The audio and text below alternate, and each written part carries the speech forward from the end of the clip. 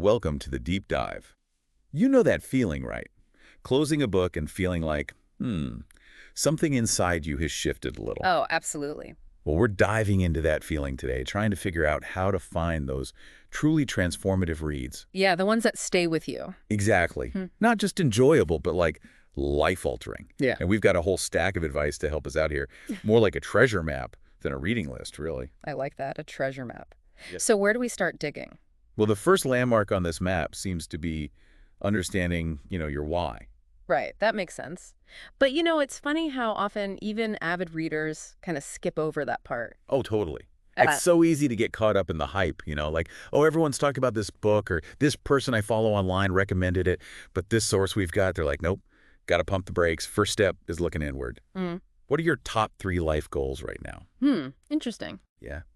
Career, relationships, personal growth, like whatever's top of mind for you. Because chances are there's a book out there ready to be your secret weapon, your guide for whatever you're tackling. That's the connection this source is really highlighting, yeah. Aligning your book choice with a specific goal, a purpose. Exactly. So, say feeling stuck in a rut at work, maybe it's time to check out the biography of like some maverick entrepreneur. Right, see what they did. Exactly. Or, I don't know, craving some new philosophical framework. This source actually suggested poetry, Oh, wow. which I'll admit I rarely pick up a book of poetry, but apparently a well-chosen poem can be so potent. Interesting. Yeah, these like distilled insights. That's a good point. And that ties into this next idea that we found, genre bending. This source wants us to break free from our usual haunts, especially that self-help aisle. Oh, so you're saying like a coming-of-age novel set in, I don't know, rural Montana could be just as impactful as some business book with like bullet-pointed advice? Precisely. Fiction, because of that immersive storytelling, can build empathy, shift our perspectives in ways those straightforward advice books often can't. Huh. You know what comes to mind? To Kill a Mockingbird. Oh, such a good example. It's about racial injustice, yeah, but woven into that whole narrative. Timeless lessons about empathy, moral courage, standing up for what's right. And it's universal, right? It doesn't matter where you live, what you do, those themes resonate. Totally. And that actually, I think that's what makes those stories stick with us.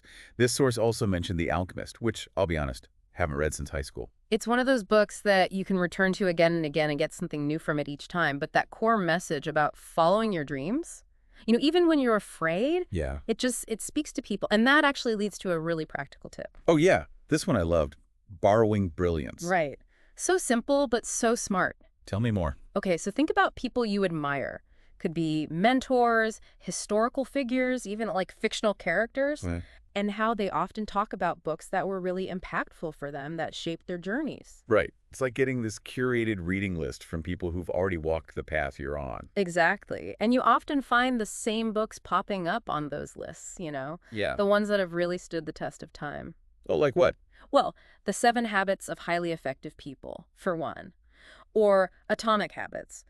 Those come up again and again because those insights really resonate across fields, generations, all of that. Yeah, yeah. But it's not about just blindly following someone else's list, right? Exactly. You got to figure out why those books resonated with them.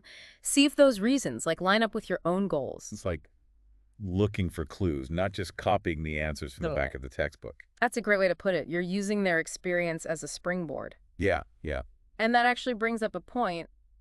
This next source really emphasized actionable advice. It's not enough for a book to just be like thought-provoking. It should leave you with that sense of, okay, now what? Oh, that aha moment, right?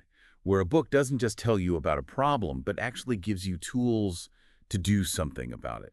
Strategies, a new perspective, even. Exactly. Less about vague self-improvement, more about taking concrete steps toward, tangible change. I like that. Tangible change. Yeah, this source really highlighted the difference between just understanding a concept and actually being able to use it in your life. It's like, Owning a Ferrari, but never taking it out of the garage. there you go. Perfect analogy.